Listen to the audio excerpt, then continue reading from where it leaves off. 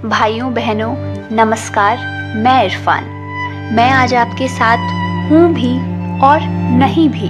खैर ये फिल्म अंग्रेजी मीडियम मेरे लिए बहुत खास है।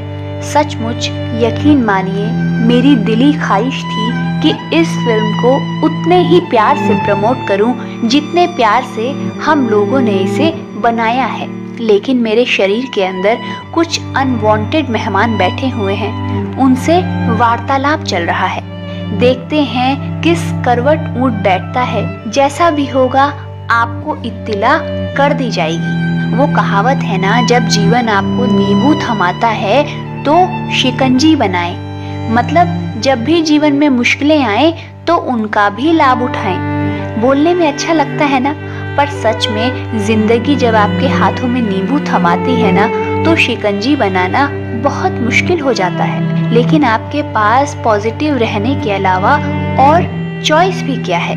ऐसे हालात में आप नींबू की शिकंजी बना पाते हैं या नहीं बना पाते, ये आप पर निर्भर करता है। हम सब ने इस फिल्म को उसी पॉजिटिविटी के साथ बनाया है। मुझे पूरी उम्मीद है कि ये फिल्म आपको सिखाएगी, हंसाएगी, रुलाएगी और फिर हंसाएगी। आप एक दूसरे के प्रति दयालु रहें और फिल्म देखें और हाँ, मेरा इंतजार करें। इरफान खान का जिक्र इसलिए क्योंकि आज यानी 7 जनवरी को उनकी जयंती है। वो चला गया, अपना लंच बॉक्स हमें थमा गया। कुछ हिंदी तो कुछ अंग्रेजी मीडियम के पाठ पढ़ा गया, वो चला गया। वो जो है अब ख्वाब है, जाने दो उसको, अब वो चला गया। जाते जाते वो कुछ कह गया।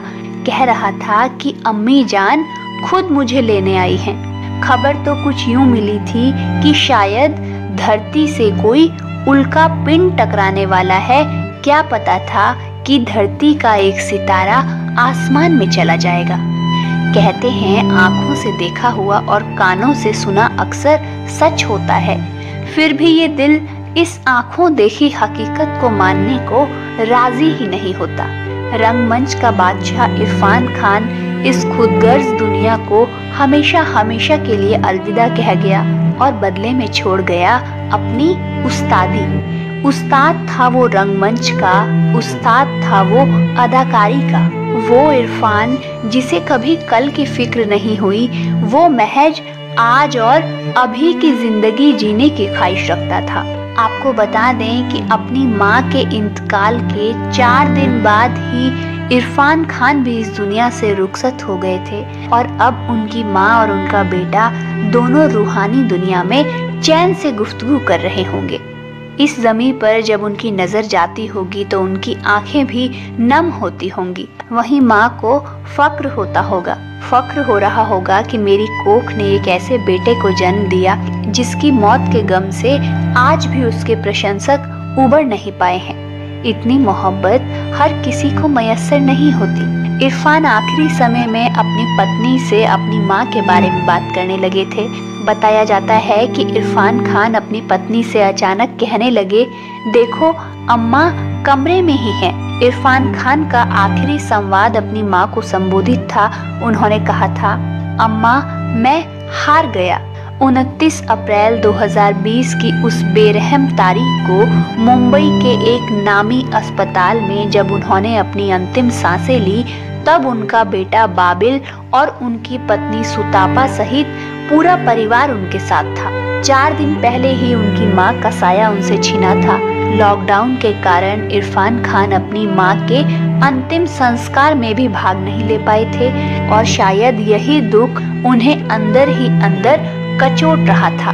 परिवार के सूत्रों की माने तो उन्होंने अंतिम समय में कहा था कि माँ मुझे लेने आई है, वो मुझसे बात कर रही है। मौत के आगोश में समाने की तात्कालिक वजह तो कोलन इन्फेक्शन थी, लेकिन इरफान की उम्र तभी सीमित हो गई थी जब मार्च 2018 में न्यूरो इंडोक्राइन ट्यूमर जैसी घातक और दुर्लभ बीमारी ने उनके पेट में अपना घर बना लिया था।